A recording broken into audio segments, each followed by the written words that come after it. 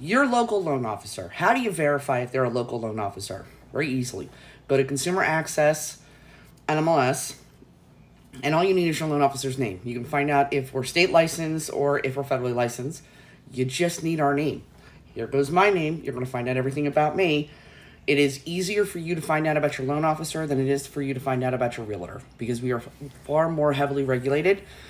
The thing of it is that when you're state licensed, you have to know what's going on in each one of your states. So my 6 states, right there, I choose ones that I'm willing to drive to, usually within 2 to 6 hours of my location, because the state of Pennsylvania could take me 8 hours to get to the other side, and I still work over that way.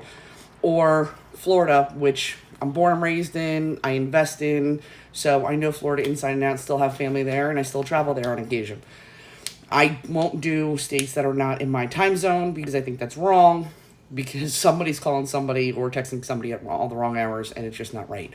My clients are allowed to text me 24 hours a day, 7 days a week. Not answering 24 hours a day. I'll answer as soon as I wake up and as soon as I can. But you're not going to bother me or annoy me. Now, somebody who's federally licensed, there are a couple of good ones out there, but majority of them know how to take an application. They know how to follow somebody else's orders as to what they need to be doing. They don't necessarily know the regulations. They don't necessarily know the whole process. They're just pretty much doing what they're told, and they don't have to go through the same training that we do as state licensed.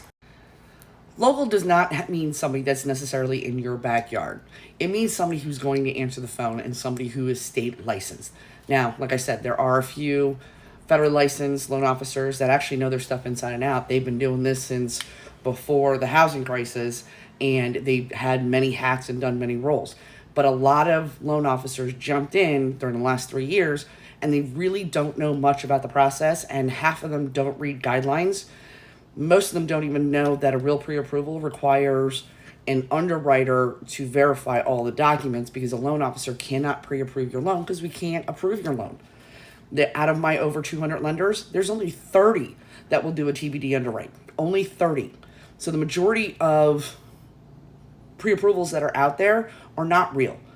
I do not put pre-approval on something unless it is.